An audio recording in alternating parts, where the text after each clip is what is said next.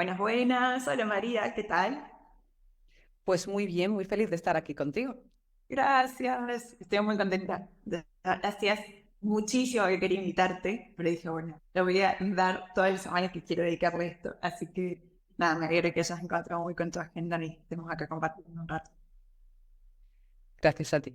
Y aparte con este tema, que sé que, bueno, eres la persona que yo siento que más está hablando de esto desde hace mucho más tiempo que otras. Y que me hacía mucha ilusión, digamos, como profundizar un poco sobre esta temática que bueno, como decía ayer en algunas historias, hay quienes están empezando a hablar de esto, pero quizás no con tanta formación, no desde un enfoque que quizás a mí más me gusta, así que bueno, qué mejor que hacerlo contigo. Estupendo. La verdad es que creo que va a ser un súper temazo. Estoy segura de que, bueno, por lo menos vamos a dar un poquito que pensar, ¿no? ¿Qué es lo que queremos? Abrir un poquito de camino en ese sentido porque todavía sigue haciendo mucha falta. Sí, eso es. Sí, sí, total. Mm. Y a veces, como decís, y esto es una frase que usa, pero esto de que a veces hay como mucho ruido y hay muchas personas hablando de esto, pero bueno, quizás poca claridad, pocas fuentes de información en la que, bueno, que hagan de esto algo un poco más riguroso y que efectivamente nos ayude, que toque la raíz de lo que necesitamos que toque para que cambie. Así que vamos a eso. Primero, antes de arrancar, que quiero un poco que te presentes para quienes no te conocen y saber quién es María. Pues bueno, ¿quién es María? Esta es siempre como la pregunta más difícil, ¿no, Valentina? ¿Quién es María? Pues bueno, María es una mujer que durante muchos años, siempre me gusta presentarme un poco así, porque creo que es la descripción más ajustada y más justa, que durante muchos años pues no supo qué hacer con su vida, le dio muchas vueltas, empecé la carrera varias veces, la dejé varias veces, no sabía muy bien cómo encontrarme, tenía un cierto malestar que no tenía nombre, ¿verdad? Que ya conocemos un poco eso, ¿no? No sabía qué es lo que ocurría. Y bueno, estudié psicología, soy psicóloga de formación. Me presenté al PIR, que es como, pues es, bueno, pues es la oposición, ¿no? Que se hace en España para sacar plaza de clínica, porque en aquella época es lo que hacía la gente, ¿no? Yo dije, bueno, pues esto es lo que yo tengo que hacer también. Y no saqué plaza y dije, ¿qué hago? Me vuelvo a presentar con todos mis compañeros, que bueno, todo el mundo presuponía que te ibas a presentar varias veces, y yo dije, esto no es para mí. Entonces me fui a Inglaterra y en Inglaterra, pues me empecé a encontrar, ¿no? Fui probando cosas y fui haciendo cosas y empecé a encontrarme. Me formé como coaching psychologist, que es algo así como el coaching para psicólogos, ¿no? A través de la Sociedad Británica de Psicólogos. Me formé también en psicología narrativa, que es, bueno, pues un modo de entender la psicología desde el punto de vista de las historias, ¿no? Cómo están conformadas por historias, cómo hay historias que nos atraviesan, las historias que consumimos, las historias em, en las que nos sentimos reflejadas, ¿no? Y bueno, y allí empecé a escribir también, que fue quizá el mayor punto de inflexión de mi historia, ¿no? Empecé a escribir y empecé a escribir libros, publiqué mi primer libro, que es Feminismo Terapéutico, que es probablemente por el que más gente me conoce. Y, y bueno, y fue un libro que yo me pensé muchísimo si escribir o no escribir, ¿no? Porque tenía muchas dudas de si el mensaje hacía falta o si era claro o si yo tenía algo que aportar, ¿no? Esa situación en la que nos hemos encontrado todas las mujeres muchas veces, ¿no? Yo tengo que aportar algo a este campo, yo de verdad tengo algo interesante que decir, pero bueno, tenía también ese dolor, ese calambre, ¿no? Del que hablo en el libro, de decir, no, yo querría contar esto. En aquella época yo dirigía grupos de mujeres. Yo dirigía un proyecto de psicoeducación, yo era training manager en Londres y dirigía un proyecto de psicoeducación para mujeres y yo tuve como ese eureka, que claro, ahora ya no es eureka, pero en su momento fue un gran eureka, de pensar, oye, pues todas estas mujeres, ¿no? En Londres tienen la suerte de sentarte con mujeres de todo el mundo en una habitación, ¿no? Y había mujeres de Irán, de Canadá, de Italia, de Japón, de Suecia, de República Checa, o sea, de Rumanía, literalmente de cualquier sitio del mundo y te das cuenta de que había ese hilo de humanidad compartida, ¿no? Y ese hilo de humanidad compartida hacía que todas esas mujeres pues hablasen del mismo tipo de miedos, del mismo tipo de ansiedad, del mismo tipo de experiencias y yo pensaba, ¿cómo puede ser esto, no? Que mujeres de sitios tan diferentes pues tengan esa experiencia tan común. Y ahí me di cuenta de que muchas de las cosas que había aprendido en la carrera igual le faltaba una parte, ¿no? Es decir, es como, bueno, a mí me han contado un montón de cosas. Yo he tenido 5 años ahí estudiando como una loca y nadie me ha contado un montón de cosas que yo estoy viendo aquí y que son claramente importantes y necesarias, ¿no? Que estaban muy relacionadas con la experiencia de ser mujer, con la configuración de la feminidad. Ah, Y de ahí sale mi primer libro y bueno, después de eso pues he hecho muchas cosas, ¿no? Es decir, a partir de ahí pues escribí también Abundancia Femenina, que antes se llamaba Una Mansión Propia, que es como la continuación natural, ¿no? Del feminismo terapéutico. Y también soy novelista, también he publicado, no sé, 4 o 5 novelas. Tengo una saga de intrigas domésticas también, de mujeres, ¿no? De pues un barrio de lujo, digamos, en la Costa del Sol, con problemas de nuevo dentro de la esfera femenina. También tengo una newsletter que se llama Punto de Inflexión, en la que, bueno, pues escribo semanalmente sobre este tipo de temas, desarrollo personal con perspectiva de género, que es lo que más me gusta, ¿no? Y bueno, como digo, he hecho un montón de cosas. Después me mudé a España, fui mamá, he sido mamá 2 veces, que también ha sido como una gran revolución, ¿no? En mí como mujer y también en mí como profesional, que tiene perspectiva de género, ¿no? El darme cuenta también de las dificultades que trae entrañada la maternidad. Soy mamá además de 2 varones y te das cuenta, ¿no? De todo lo que es la socialización de género, de cómo pues, el sistema es terrible. Y bueno, pues esa soy yo. Como te digo, pues como ves, soy escritora, me cuesta mucho trabajo resumir. Soy yo, bueno, podría contar mil cosas, pero más o menos eso soy yo. Soy psicóloga, soy mamá y soy escritora. una de las cosas que más hablas, para quien te venimos siguiendo de cerca ya hace muchos años, es el tema de la abundancia, que, bueno, sí, que es el título o el nuevo título de Una Mansión Propia, que lo había escrito hace unos años. Y el tema del universo de posibilidades, que a veces a nosotras, desde que nacemos, lo que alguna vez has dicho es, la primera herencia que nosotros recibimos es la de la educación diferencial, la de que desde que nacemos nos dicen, para vos esto no es posible, sino que los caminos que vas a poder tomar van a ser estos otros, ¿sí? Y se nos va a caminar un poco en esa línea. Y quizás no lo escuché en tus palabras, pero es algo que a mí se me ha escapado, pero que le vengo dando muchas vueltas al mandato de la escasez que nosotras empezamos como a recibir desde muy chiquitas, ¿no? Escribía, perdón, en una de las newsletters que envié, esto de todas hemos nacido en una clase en la que la mujer, luego de estar cocinando muchas horas, era la última que se sentaba a comer, era la última que se servía en su plato y que quizás se servía lo que quedaba, ¿sí? Esto de empezar a restringir no solo a nuestro alimento a costa de nuestro hambre o de nuestro trabajo, ¿sí? Sino en el ocio, en el hobby, en los sueños, ¿no? En los proyectos, en el dinero que ganamos, que es uno de los grandes temas que tocas y que ya sabes que nos une, que nos interpela mucho.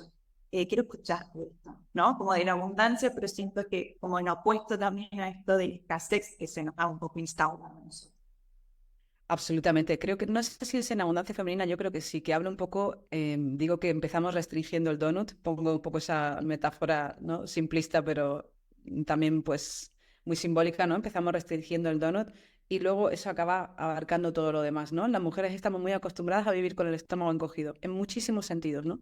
Estamos muy acostumbradas a, ¿sabes?, a tener esta postura todo el rato en la que ocupamos muy poco espacio, a sentarnos en la esquina del sofá.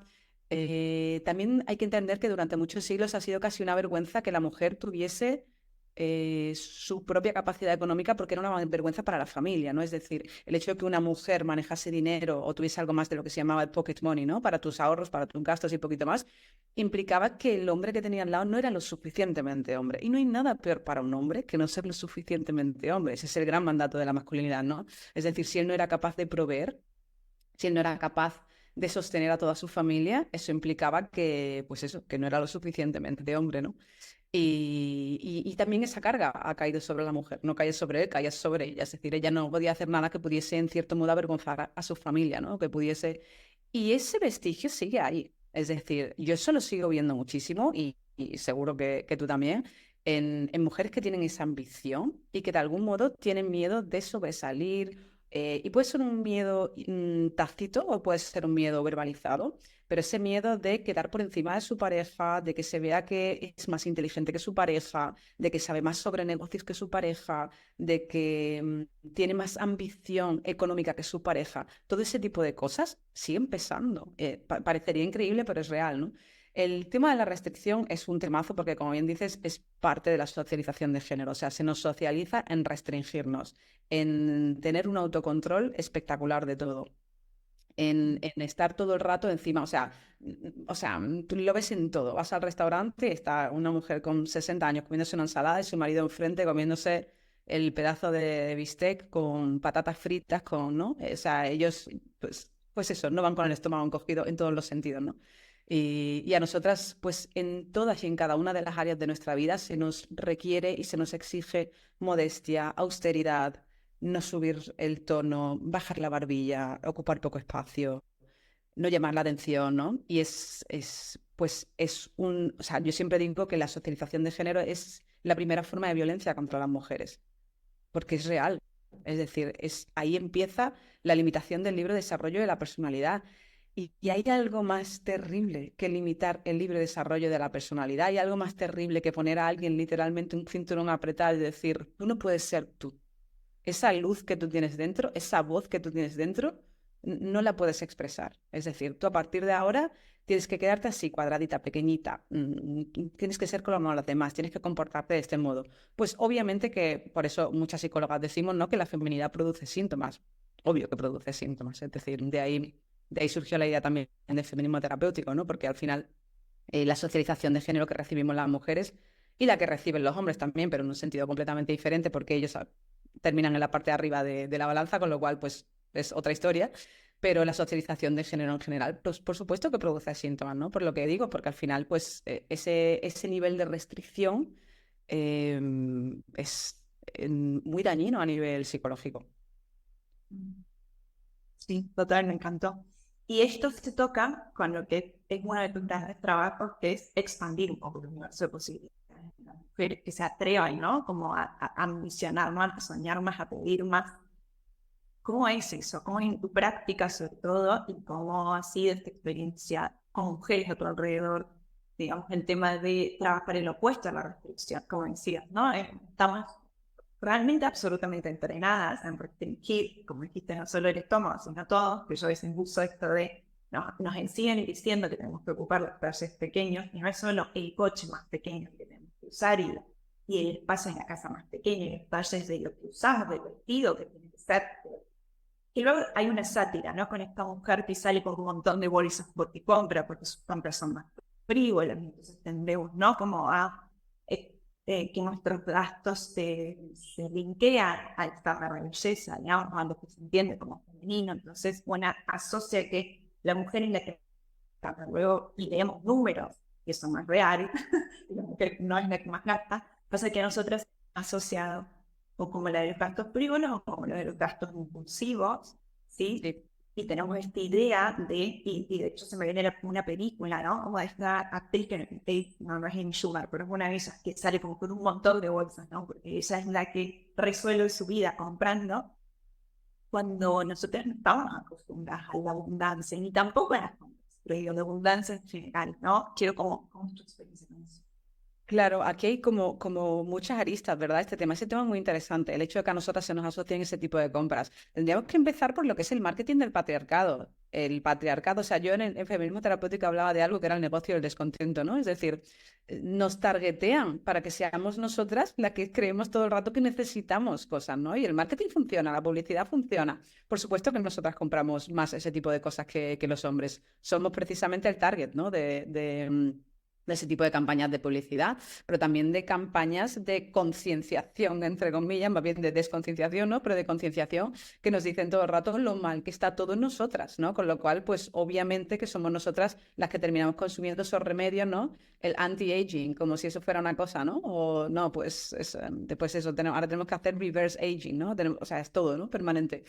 Entonces, por supuesto que eso está ahí. Y luego, pues también la contención permanente pues produce cierta impulsividad. Y luego, por otro lado, los grandes gastos de la casa los sigue llegando el hombre. Es decir, la mujer sigue encargándose de la economía doméstica y familiar, pero los grandes gastos son decisión del hombre. O sea, que si la hipoteca, el coche, el tal, ¿no? Todo este tipo de las inversiones, qué se hace con las finanzas, qué va para ahorro, qué va para tal, el Excel, ¿no? Con los datos, tal. Todo ese tipo de cosas sigue siendo algo entre comillas, muy masculino, porque de nuevo a ellos se les familiariza desde muy temprano con este tipo de contenido, de ellos se espera que sean capaces de hacerlo, con lo cual acaban haciéndolo. De nosotros no se espera que seamos capaces de hacerlo y es una trampa mortal. es una trampa mortal. Es decir, las mujeres tenemos que ser muy dueñas de nuestro dinero, pues de nuestro patrimonio, entender cómo gestionarlo, tenemos que aprender sobre inversión, tenemos que aprender sobre ahorro, tenemos que aprender sobre todo este tipo de cosas. Incluso, y voy a decir algo que puede sonar raro, pero yo creo que es importante decirlo porque va a resonar con mucha gente, incluso aunque estéis en una relación sanísima, porque mucha gente piensa, no, pero si yo tengo una relación muy sana, ¿no? ¿Qué más da que esto? No, incluso antes que estés en una relación, no lo haces para protegerte solo, ¿no? Lo haces para empoderar, es decir, lo haces porque es tuyo, porque tú te mereces estar encima de tu abundancia, ¿no? El generarla, el expandirla, el crecerla. Eh, es decir, este tema tiene como muchísimas aristas. Otra, cuando me preguntabas antes, ¿no? Que cómo hacemos para trabajar en el universo de posibilidades de una mujer. Es decir, ¿cómo hacemos cuando una mujer que ha sido socializada como mujer, ¿no? Desde muy pequeña y ha sido socializada en restricción, en no abundancia, por definición, queremos que empiece a expandir sus posibilidades, a creer que puede ser más y que puede hacer más y que puede conseguir más, ¿no? Que es el primer trabajo que hay que hacer, ¿no? Pues mira, yo te diría que lo primero es entender cómo se construye ese universo de posibilidades. Y una construye ese universo de posibilidades precisamente a través de, es decir, porque, de nuevo, aquí va a haber mucha gente que diga, pero a mí nadie me dijo nunca que yo no podía, ¿no? Porque muchas veces estos discursos se simplifican y yo creo que es importante que vayamos ahí porque sé que va a resonar más. Mucha gente dice, pero es que a mí mis padres nunca me dijeron que yo no podía manejar dinero, ¿no? A mí mis padres nunca me dijeron que yo no podía ser ingeniera. A mí mis padres nunca me dijeron que yo no podría tener un puesto de poder. Mira, muchas de este tipo de mensajes no se verbalizan tal cual. Tú los consumes desde muy pequeña en los diferentes modelos de alrededor de tu vida, ¿no? En los diferentes modelos femeninos que tienes en tu familia, en los diferentes modelos femeninos de tus amigas, en los modelos femeninos que consumes en la ficción, en los libros que lees, en las series que ves, ¿no? Todo este tipo de cosas van formando patrones y esos patrones terminan inclinando tu sensación de posibilidad, ¿no? Es decir, ¿es esto posible o no es posible? Y dentro de lo posible, ¿es esto probable o no es probable? Y de ese modo se va conformando lo que tú consideras que podría ser tu vida y las opciones que tú consideras que podrías tener por delante, ¿no? Es como muy interesante ver cómo esto ocurre. Cuando entendemos bien cómo ocurre ese proceso, llega al siguiente punto y es entender que algo que de nuevo que las psicólogas sabemos pero que no todo el mundo sabe es que el cerebro no tiene mecanismo de borrado. No podemos decir, a partir de mañana borramos todos estos mensajes terribles que has tenido, ¿no? Y vamos a limpiarte el cerebro y vamos a empezar de cero. No funciona así. Ojalá que funcione así, ¿no? Como aquella película de Olvídate de mí que me gusta tanto, ¿no? De Kate Winslet, pero no funciona así. Es decir, es lo que hay, pues es lo que no te vas a olvidar, ¿no? De todo lo que ha dicho. Lo que sí podemos hacer es empezar a construir una nueva narrativa de una manera más intencional. ¿Y cómo lo hacemos? Pues del mismo modo que lo hemos hecho de modo no intencional. Empezamos a exponernos con cierta intención a nuevas narrativas. Empezamos a consumir materiales que sabemos que nos nutren, a leer libros que sabemos que nos nutren, a seguir a personas en redes sociales que nos aportan cosas, a buscar mentoras, tutoras, a hacer cursos, ¿no? A consumir este tipo de podcasts. Es decir, empezamos a inclinar nuestra mente hacia una nueva narrativa. Y con eso vamos a ver que hay nuevos modelos. Una vez que una ve que hay nuevos modelos, tiene la oportunidad de probar nuevos modelos. Y de nuevo, pues una puede o mojarse el pie o tirarse pues de cabeza. Pero de nuevo, hay que probar nuevas cosas, hay que hacer nuevas cosas, hay que exponerse a nuevas realidades. Y es un proceso lento que dura toda la vida, con suerte va a durar toda la vida, ¿no? En el que nosotros tenemos que poner mucha intención porque tenemos que entender que la tendencia base es la contraria. Es decir, la carretera que tenemos más iluminada en el cerebro ya es la otra. Nosotras tenemos que dar el volantazo y decir, no, a partir de ahora por aquí, ¿no? Y vamos a seguir por aquí y le voy a poner muchísima intención, porque si no, pues rápidamente nos metemos otra vez en la carretera de siempre. Me encantó esta metáfora de la carretera más iluminada, porque es tan cierta, tan real. De hecho lo pienso como con mujeres que han estado en situaciones, antes de conectarnos hablábamos un poco de la crianza, ¿no?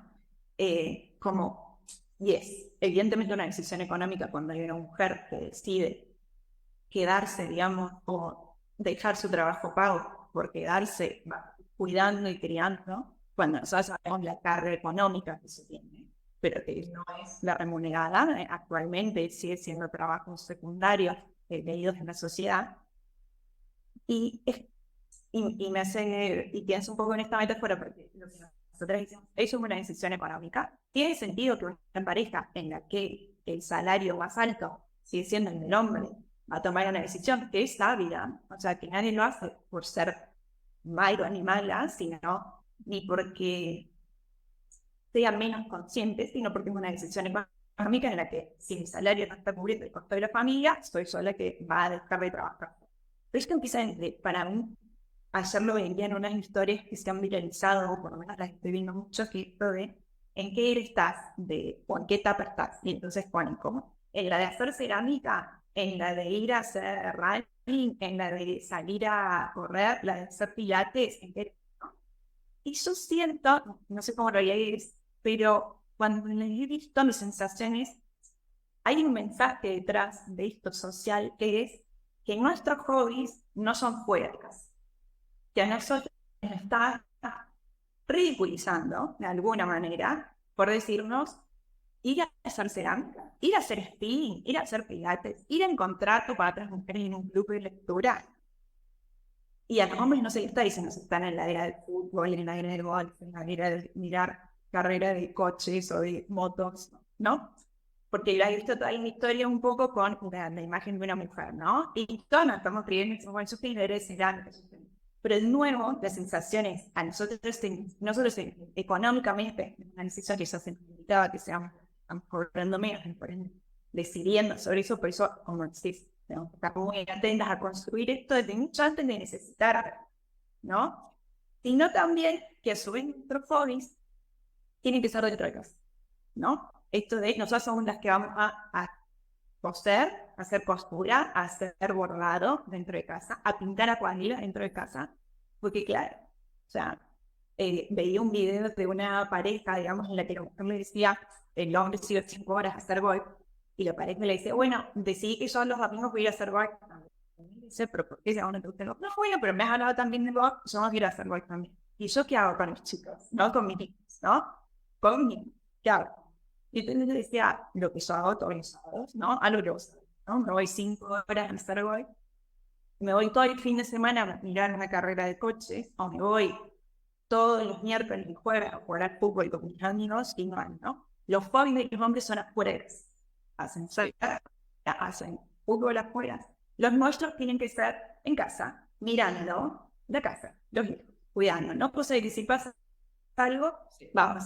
Entonces, de nuevo, nosotros se nos formatea un poco en la competencia dentro de casa, ¿no? Y la incompetencia por manejar dinero y todo lo que es. Totalmente, totalmente. Y fíjate, me parecía también muy interesante la reflexión que hacías al principio, ¿no? Que decías, es que al final al hombre desde, es decir, a nosotras desde muy temprano se nos está entrenando para que vayamos a tomar este tipo de decisiones, ¿no? Hay un libro de Sheryl Sandberg que yo he recomendado alguna vez, pero sé que tiene cierta polémica alrededor, ¿no? Que se llama, en español se llama Siéntate en la mesa, en inglés se llama Leaning. No sé si lo han leído. Y habla mucho. Está muy bien teniendo en cuenta que, bueno, que es una mujer con cierto privilegio, obviamente, y tiene un discurso, pues, que mucha gente critica en ese sentido, pero yo creo que es muy buen libro, creo que da muy buenas píldoras, ¿no? Y una de las cosas que dice es que ella, como mentora de muchas mujeres, a lo largo de su vida había descubierto que muchas mujeres dejaban de sentarse en la mesa antes de haberse tenido incluso la posibilidad de sentarse en la mesa, planeando que a lo mejor no podrían sentarse en la mesa. Ella utiliza la metáfora de sentarse en la mesa donde se toman las decisiones en las empresas, ¿no? Y es verdad, ¿no? Es decir, se nos entra de muy pequeñas en, ay, pero es que esto no será compatible con la maternidad. Ay, pero es que yo no querré hacer esto porque... Y la realidad es que luego llega la hora, ¿no? De tomar decisiones y la mujer es la primera que se baja por lo que dices, porque la realidad es que las mujeres tienen trabajos más precarios, es una realidad social. Es decir, luego habrá quien me diga, pues yo no, vale, pero es una realidad social. Las mujeres cobran menos, es decir, tienen un salario peor, con lo cual la decisión individual de cada familia tiene sentido. Es decir, tú no puedes pedirle a una persona individual que coja la bandera, ¿no? De todo el movimiento y diga, no, tú te sacrificas por el sistema. Pues no funciona así. Es decir, obvio que tiene sentido que tomes esa decisión de manera individual, pero las feministas lo que queremos es hacer ese análisis de manera social, ¿no? Es decir, ¿qué pasa cuando todas las mujeres deciden lo mismo desde el principio de los tiempos?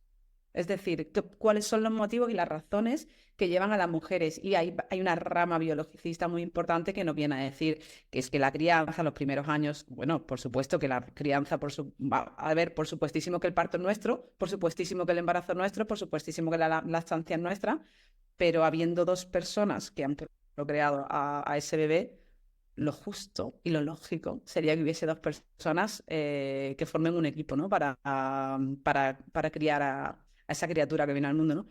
Y la realidad es todavía es sorprendentemente diferente a eso. Es decir, yo es algo, como digo, antes de ser madre, pues trabajaba con madres, con lo cual de algún modo ya estaba expuesta a esa realidad, ¿no? Trabajaba con madres que además, pues sus hijos estaban en situación de abuso, ella misma estaba en situación de mucha vulnerabilidad, entonces ya veías esta realidad, pues de manera muy concreta, pero desde que soy madre es algo que no deja de sorprenderme, es algo que no deja de sorprenderme, o sea, todos los días, todos los comentarios que escuchas, la socialización de género es una cosa que tiene muchísima inquina, es decir, la de comentarios insultantes que hacemos acerca de las niñas todo el rato es terrible.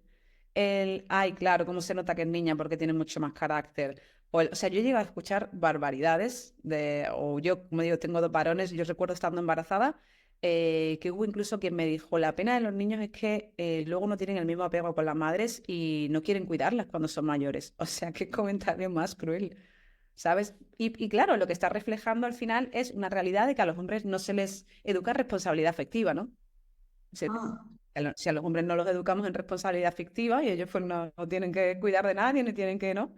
Pues, y sin embargo, pues he escuchado también lo contrario, ¿no? Lo bueno de tener una niña es que tienes a quien te cuide cuando sea mayor, ¿no? Y estamos volcando sobre ella toda la responsabilidad de los cuidados desde que está en el útero, ¿sabes? O sea, la socialización de género empieza desde el momento en el que tomamos conciencia de que ese bebé será niño o niña y eso es impepinable. Es decir, aquí puede decir, para mí no me criaron así, da igual que a ti no te criaran así. Primero, yo pondría en duda que a ti no te criaron así, porque por supuesto lo que hay es un espectro. Es decir, yo decía antes que cuando veíamos a todas estas mujeres en una clase de Londres, pues había un hilo de humanidad compartida, pero yo creo que todas entendemos también que cuando yo hablaba con una mujer de Irán, el patriarcado en Irán es muchísimo más coercitivo que el patriarcado iba a decir en Canadá, pero ya también eso va entre comillas, ¿no? Pues en otros sitios del mundo, ¿no? En República Checa, por ejemplo, ¿no?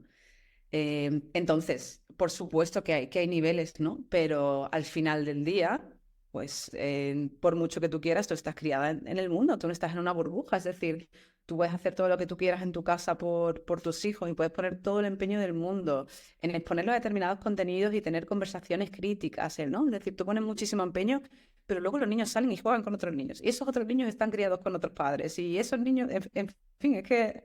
Y luego hay profes en el colegio que tienen más o menos formación y, o sea, pues están en el mundo real.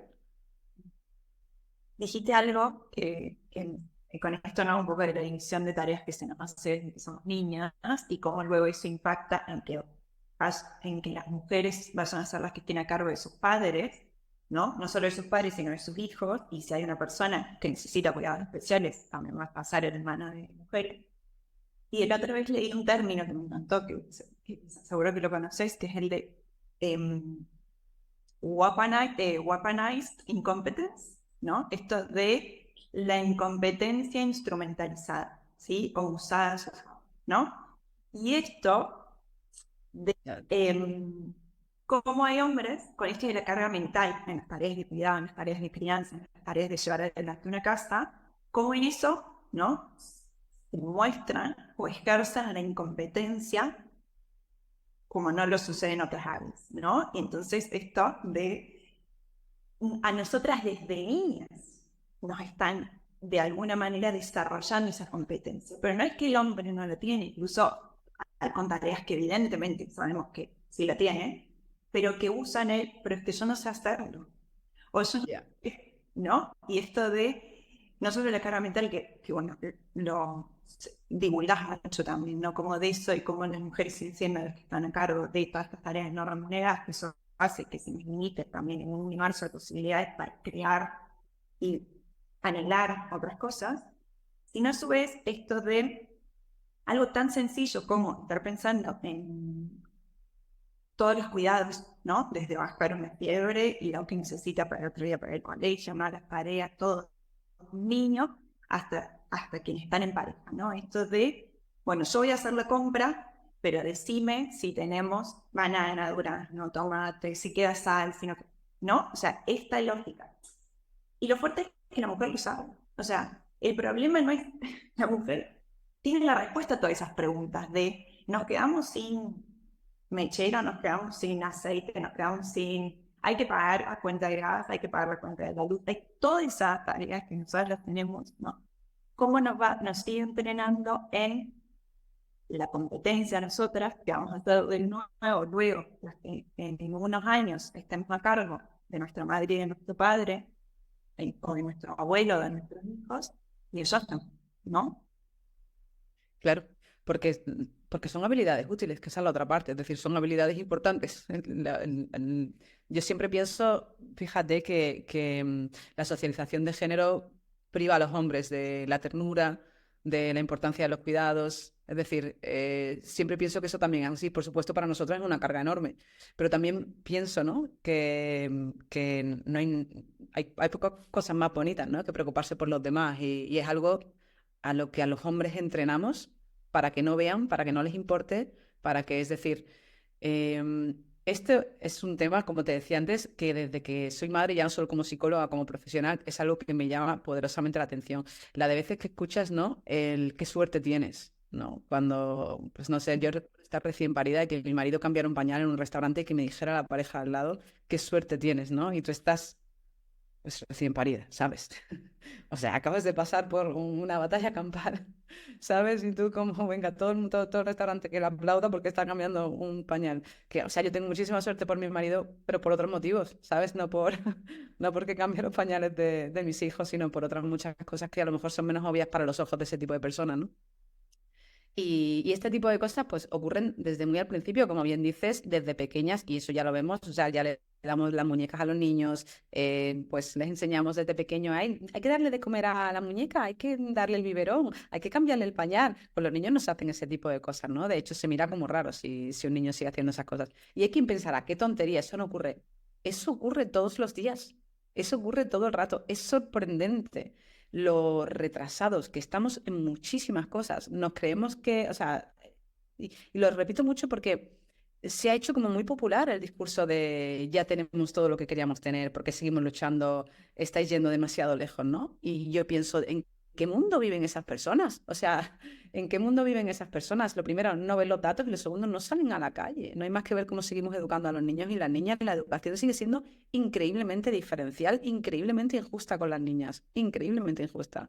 Y de nuevo, la cantidad de misoginias interiorizadas, incluso que tenemos las mujeres, ¿no? Precisamente se nos enseña a tener automisoginia. Hay algo más terrible que eso, ¿no?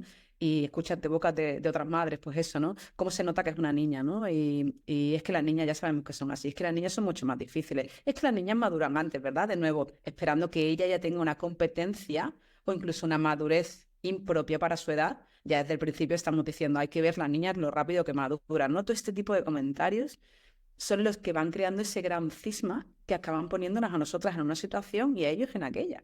Es decir, empieza muy, muy temprano. Y qué interesante esto que decís, María, porque nuevo, a nosotras desde chiquitas se nos ha dicho que somos las que maduramos más rápido, y esto alguna vez lo hemos hablado entre nosotras, ¿no? Esto de cómo, ¿no? Sí, pero nunca se nos ha dicho que nos haga caso y que en la escuela, por ejemplo, cuando están diciendo que las niñas son las que maduran más rápido, pero no son las líderes a seguir. Nosotros somos las que nos tenemos que plegar al ritmo, ¿sí? Y al estilo y al tipo de lo que hacen nuestros compañeros pares hombres, ¿no? Cuando podría ser al revés. Bueno, si se supone que somos las que tenemos más claridad de esa edad, podríamos ser líderes, pero no son.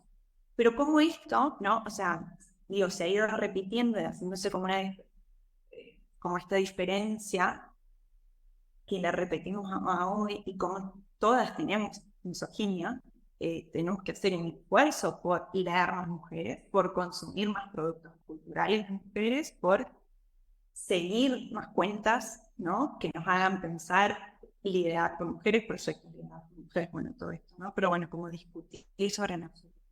¿Cómo se toca esto como en la adultez? Esto es lo que me interesa, ¿no?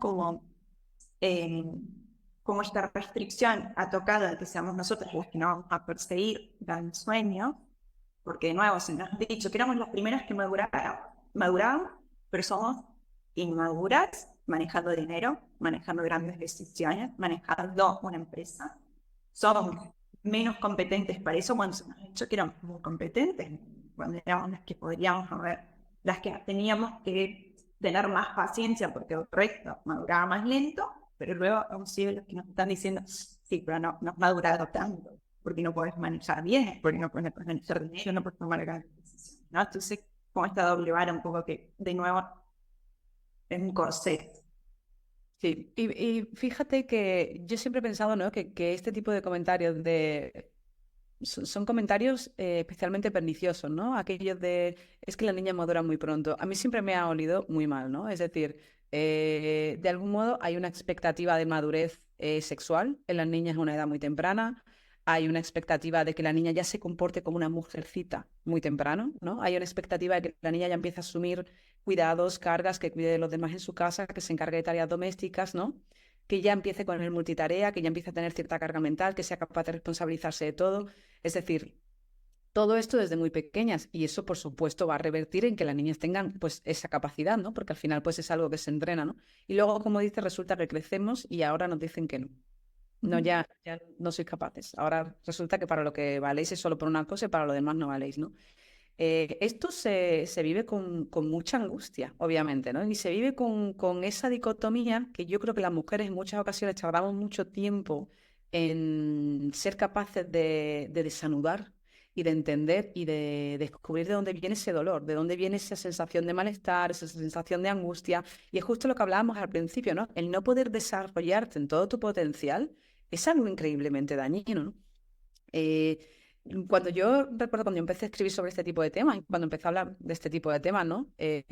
Recuerdo que había quien me miraba, pues, pues eso, quizá con desconfianza, ¿no? Porque en el mundo del activismo y el mundo del feminismo, pues hablar de sueños, hablar de abundancia económica, hablar, pues, era, pues eso, estábamos muy acostumbradas a hablar de problemas mucho más urgentes, ¿no? Es decir, de violencia extrema, ¿no? De violencia sexual. Yo misma trabajaba en esos campos, ¿no? Y puede sonar casi superficial, ¿no? Que digamos que esto es una reivindicación feminista de primera clase, es decir, no, el que seamos capaces de tener no solo, pues eso, ¿no? Como decía Virginia Woolf, no solo una habitación propia, sino una mansión propia, a mí me parece una reivindicación feminista de primera clase, el que creamos que nosotras también, ¿por qué nosotras no, no? Y que seamos capaces de reclamarlo. Pero es verdad que, como dices, al final todo esto viene pues eso, de una crianza en la que desde pequeñita se nos va mandando un mensaje y pronto se nos va quitando, ¿no? Y sobre todo ocurre mucho, fíjate, con mujeres, porque de nuevo, las mujeres no somos todas iguales, por mucho que la socialización de género crea, ¿no? Que las mujeres somos de un modo, pues resulta que no, ¿no? Es como, pues, sorpresa, las mujeres no nos parecemos. Hay mucha más variabilidad intragénero que intergénero, ¿no? Es decir, hay mucha más variabilidad entre nosotras que entre los hombres y las mujeres, ¿no? Y es algo yo creo que siempre es bueno tenerlo en la cabeza. Esa gran diferenciación entre hombres y mujeres que vemos es mucho más producto de la socialización de género que de otros temas, ¿no? Entonces, cuando nos hacemos mayores, resulta que hay un porcentaje importante de mujeres que son pues altamente ambiciosas, ¿no? Y que son altamente, y ahí, o que tienen grandes dotes de liderazgo, ¿no? Y ahí es donde realmente encuentras en muchas ocasiones pues ese dolor también, ¿no? Pues oímos mucho este tipo de, seguro que tú también lo has oído mucho, este tipo de comentarios, ¿no? Sobre lo que es el liderazgo femenino, ¿no? O el liderazgo masculino, ¿no?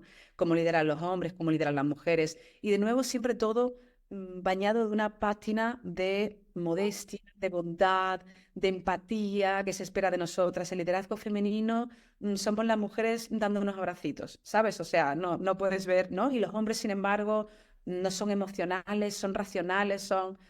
En fin, esto es uno de los temas que a mí más ulcerita me crean. Es un tema que me pone de los nervios, la verdad, me enfada muchísimo. Porque además, de nuevo, muchas mujeres lo replican, ¿no? Desde, pues yo entiendo que desde el desconocimiento y sin ningún tipo de maldad, ¿no? Sin darnos cuenta realmente de las consecuencias que tiene el replicar este tipo de mensajes, ¿no? El que sigamos diciendo que es que las mujeres lideran de un modo y los hombres lideran de otro. De nuevo, no entendiendo la gran variabilidad que hay entre las mujeres y la gran variabilidad que hay dentro de los hombres y cómo esas características que atribuimos a la mujer no se atribuyen a la mujer, sino a la feminidad, es decir, a la expectativa de lo que es una mujer, que coincidirá o no con la realidad. Sí, sí. Y como esto también es un mensaje que prescribe, ¿no? Una conducta que va a venir, ¿no? Si yo estoy diciendo que el liderazgo femenino tiene estas características, ¿sí? Y lo seguimos repitiendo, yo siento que la sensación es que estamos iluminando un poco más esa carretera del centro. No es eso el camino, ¿no? Hay que hacer otra cosa. Y lo otro que yo siento es que de nuevo se instrumentaliza, lo he visto en algunas empresas o organizaciones, se instrumentaliza de nuevo esta diferencia entre varones y mujeres. Porque nosotros lo que necesitamos, o lo que se necesita es esta mujer que cuida, que atiende, que es la que recibe al que ingresa a la compañía y encuentra toda la empresa, la que está más pendiente de que todos estén bien, la de resolver problemas y en el equipo, la de atender necesidades, la de mantener el orden, la de mantener, ¿no?, la limpieza del espacio. De nuevo, siento que esto es un arma de doble filo y que se nos está instrumentalizando un poco lo que se espera de nosotras para, de nuevo, tareas que no son promocionales en el trabajo, que no impactan en nuestra carrera y en nuestro salario, pero que alguien tiene que hacer. Y vamos a hacer nosotros. Bueno, digo, ni vos ni yo que estamos trabajando, porque no estamos trabajando en empresas, pero que mujeres que trabajan en organizaciones, de nuevo van a ser las que se les está diciendo que un poco lo que solemos hacer, lo que suelen hacer las mujeres es atender a eso. Los varones son decisiones racionales, los que son un poco más imprudentes, pero los que son más impulsivos, los que van para adelante, los que resuelven, los que son pragmáticos, todo lo que sabemos escuchar. Es muy interesante además porque ese techo, ¿no? De algún modo, no solo ocurre en las empresas, es decir, decías ahora, ¿no? Nosotros trabajamos en empresas y es verdad, ¿no? Nosotros no nos encontramos con ese tipo de problemáticas, pero también en el emprendimiento vemos diferencias entre hombres y mujeres, ¿no? Y esa diferencia vuelve a responder, como decías antes, me gusta mucho, yo siempre hablo también mucho, ¿no? De prescripción de género porque me gusta mucho esa expresión, es que se prescribe realmente un comportamiento. Y para que quien nos escucha entienda a lo que nos referimos con una prescripción, al final, si yo te prescribo algo, yo infundo en ti una expectativa de cómo necesito que te comportes. Si tú no te comportas de ese modo, vas a ser castigada socialmente. Y si te comportas del modo que espero de ti, vas a recibir un refuerzo social. Y esto no pasa directamente por nuestro raciocinio, es decir, no es algo que nosotras seamos capaces de explicitar en cada ocasión que ocurre o que seamos capaces, ¿no? No somos capaces de entender al completo la cadena de conducta, pero sin embargo sí que recibimos las consecuencias. Y al recibir esas consecuencias, ese comportamiento se va haciendo más probable o menos probable. Y esto es pura psicología básica. Es decir, así es como funcionan las palomas, ¿verdad? Nosotras que, pues eso, tenemos formación en psicología, así es como funcionan las palomas, así es como funcionan los delfines y así funcionamos nosotras. Es decir, no podemos pensar, no, pero a mí eso no me afecta, porque nosotras sabemos que eso a nosotras no nos afecta. No, claro que te afecta. Me afecta a mí, que llevo 20 años o 15 años escribiendo sobre este tipo de temas y todavía digo, "Oh", ¿sabes? O sea, yo misma me doy cuenta de todas las, pues eso, de todas las misoginias que tengo interiorizadas, de todas las propias tendencias que tengo asumidas de mi socialización de género y que sigo pensando, no, pero es que me gusta más, sí, pero ¿por qué te gusta más? No, pero es que me siento mejor si hago esto. Sí, pero ¿por qué te sientes mejor si haces esto? Es en esa pregunta en la que encontramos libertad. No se trata de que a partir de mañana te comportes radicalmente diferente a como te comportabas hasta el día de hoy, porque es normal que te encuentres bien y te sientas bien siguiendo las prescripciones de tu socialización de género. Es lo lógico, pero te debes hacerte esa pregunta. Te debes ser preguntar, sí, pero ¿por qué me siento bien? ¿No? Es decir, y me sigue siendo útil y sigo queriendo comportándome así y sigo asumiendo las consecuencias de esta conducta. Es decir, nos debemos todo ese tipo de masticación, ¿no? Me encantó que traigas esto, porque esto es como importantísimo. Cuando pensás en mujeres que emprenden y a veces ves los números, suele ser, no, esto que trae como, bueno, mujeres que emprenden para conciliar bien con su maternidad, ¿no? Que no sucede lo mismo en hombres, ¿no? O es como una urgencia cuando no les quedó otra porque tuvieron la licencia por maternidad y entonces hace que tengan un hueco en su carrera y entonces empiezan a crear, bueno, voy a emprender, o porque quiero tener tiempo con mi familia. Y los trabajos pensados de 8 horas fue en un mundo en el que había otra persona haciéndose cargo de los trabajos de cuidado y de crianza, que era la mujer que se quedaba en casa, ¿no? Entonces, la idea de empezar a emprender, sobre todo con mirada feminista o de por qué las mujeres lo hacen, suele estar atravesada, ¿no?, por esta experiencia. Entonces, súper importante, por esto nos toca a todas, es por qué estoy emprendiendo. Y lo otro es, porque dijiste algo que era, bueno, estar atendiendo, ¿no? Y haciéndonos preguntas de por qué elegimos lo que elegimos, por qué hacemos lo que hacemos. Si yo cuando hablo de que quiero ganar más dinero, se me quita el contacto visual, o la respuesta que recibe mi pareja, porque esto lo escuché de una colega, que es, yo quiero ganar el doble, ¿no? ¿Por qué? respuestas que de nuevo, porque tiene que ver con la prescripción de género y porque de nuevo nos devuelve, ¿no? Al final nos castigan las conductas de nosotras de desenvolver otras habilidades, de crecer económicamente, de aspirar a otras cosas, de expandir un poco su universo de posibilidades, que de nuevo no lo dije, pero estoy de acuerdo contigo, creo que es de primera categoría, porque hablar de dinero en manos de mujeres es de primera categoría, pues impacta en la vida de nosotras, cuando sabemos que somos mujeres, que no podemos ir a una relación de violencia, que al final esto es una de las urgencias que tenemos que atender, por eso estamos trabajando con mujeres que no se pueden ir de su casa, de su familia o por una relación abusiva, porque no tienen ningún trabajo que las sostenga, ni una red de cuidados que los sostenga, o de dinero. Por eso sí creo también que hablar de abundancia es hablar de primera categoría. Pero esto de nuevo, como nosotras vamos haciendo o dejando de hacer, ¿sí? Sobre todo con este miedo detrás, que es el miedo a quedarnos solas, que es el hilo común que nos atraviesa a todas las personas, pero sobre todo a nosotros. Porque no hay nada más escenario terrorífico, ¿sí?, que ser esa mujer que muere con 20 gatos en su casa. Sí, con eso.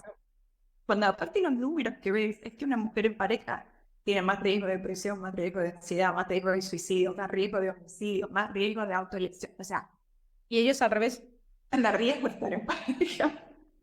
claro. Y lo más curioso es que ellos al revés. Los hombres Sí, en pareja viven más años. sí, Da que pensar. son más ricos y tienen un indicador en economía mejor que nosotras. Nosotros nos empobrecemos por tener familia y estar en pareja, y eso se enriquece, ¿no? Entonces, de nuevo hay que mirarlo con una mirada feminista, pero bueno, ¿no? Como esto es importante hacernos las preguntas de cuáles son los movimientos que hacemos, cuál es la respuesta que recibimos del entorno, porque en función de eso también nosotros tomamos decisiones que juegan a favor o en contra, ¿no? Así es. Bueno, la verdad es que ese es un tema súper interesante, ¿no? El ver cómo realmente el que nosotras asumamos posiciones que están fuera de, pues eso, posiciones que tradicionalmente han sido masculinas, ¿no? El querer, pues eso, ganar dinero fuera de la casa, el tener ciertas ambiciones financieras, todo eso es castigado. Y castigado no solo, pues eso, castigado no solo por la sociedad, sino que termina afectando nuestros propios marcadores de salud, ¿no? Precisamente por todo ese tipo de cosas, porque al final todo va cayendo sobre ti, terminas haciendo tu trabajo y el de fuera, terminas, en fin. Y sin embargo, para los hombres es completamente diferente. Hay un montón de estudios además que demuestran que las mujeres en posiciones de liderazgo son duramente criticadas, mucho más duramente criticadas que los hombres en las mismas posiciones. Es decir, una mujer que decida comportarse de un modo que no se espera de ella va a ser castigada y eso va a tener consecuencias. Exacto. Porque de nuevo entonces, para agregar, ¿no?, el contexto de las decisiones que tomamos, que no son ni esencialistas, no es que vienen con nosotras preformateadas desde que nacemos, que es, yo quiero quedarme en casa, o, ¿no?, y que de nuevo no es una decisión mala, tiene un montón de explicación de por qué sucede, y por eso son muy sabias de tomar una decisión como esa. Pero bueno, agregar un poco el contexto a todas las decisiones que tomamos. Sí. Claro. Y de nuevo, volviendo un poco a algo que dije antes, ¿no? Que decía, la pena también es como cuando socializamos los hombres, los expulsamos de la esfera de los cuidados y la ternura, ¿no? Yo creo que es importante que digamos que no hay nada terrible en que una persona tome decisiones por estar más cerca de su familia. No hay nada terrible en eso. Lo que es terrible es que sean sistemáticamente las mujeres las que lo hacen. Es decir, no hay nada terrible que una persona decida, pues ¿sabes qué? Que yo estos años me lo voy a tomar con más calma, pues voy a estar más cerca de los niños. Es lógico, es natural, es normal, no pasa nada. Lo que no es lógico, ni natural, ni normal es que solo sean las mujeres las que quieren estar presentes en la crianza de los niños, ¿no? Las que quieren estar cerca, criando sus criaturas, ¿no? Y disfrutando de esa etapa. No hay nada de natural ni de normal en eso. Lo hemos normalizado y hemos naturalizado que los hombres no forman parte de esa imagen, ¿no? Pero no tiene ningún sentido que no sea así. Sí. Y yo siempre digo, al final, esas son las tareas que tendrían que estar en el centro de nuestra sociedad, son las más importantes, son las que nos salvan la vida, las que estamos vivas por eso, ¿no? Así que vale la pena que lo digas, porque si no, la sensación es un juicio, sobre todo un juicio individual, cuando en realidad no la lectura siempre es social, y cuando lo que queremos que pase, que haya más personas que lo hagan, no que seamos solamente irrevocablemente únicas nosotras. Sí. Claro. Y que de nuevo, solo esto por era, porque si lo vamos a hacer, estemos de nuevo pensando en la decisión económica de eso. ¿Quién va a estar pagando mi retiro? Mientras yo me quedo en casa, ¿no? O sea, ¿quién me está poniendo dinero en mi cuenta de banco si yo me quedo? Tiene que ser mi pareja, es una decisión, digamos, de dos. Entonces, de nuevo, que toda decisión tiene que ser económica también, pensando en nuestra protección, en nuestra seguridad también. Si fuese una decisión como esa, que es legítima y hermosa, pero que también es estratégica. Totalmente de acuerdo. Sí. Bueno, me encantó, María, ya estamos en hora. Quería, primero, bueno, que cuentes también dónde podemos encontrarte. Bueno, yo ya te sigo en todos lados, así que no me decís por qué. Pero quienes nos están escuchando, que sepan dónde encontrarte. Pues yo creo que quizás, como no sabemos nunca cuándo nos van a escuchar, ¿verdad? El episodio, pues igual nos escuchan ahora, que igual nos escuchan dentro de un año, pues a mí siempre me gusta remitir a todo el mundo a mi página web, a www.mariafornet.com, porque allí en la home, en la primera página que te vas a encontrar, siempre te voy a estar contando lo que estoy haciendo en ese momento. Y como voy cambiando, pues si te vienes a mariafornet.com y te apuntas, así no te pierdes nada de este tipo de contenidos. Mm. Sí. Soy testigo de los cambios tuyos que siempre son muy estimulantes, me encantan, siempre una más. Así que, nada, hay que darles tu página. Bueno, gracias, María. Gracias por este rato juntas. Me encantó. Igual que a mí, la verdad es que ha sido estupendo. Muchas gracias.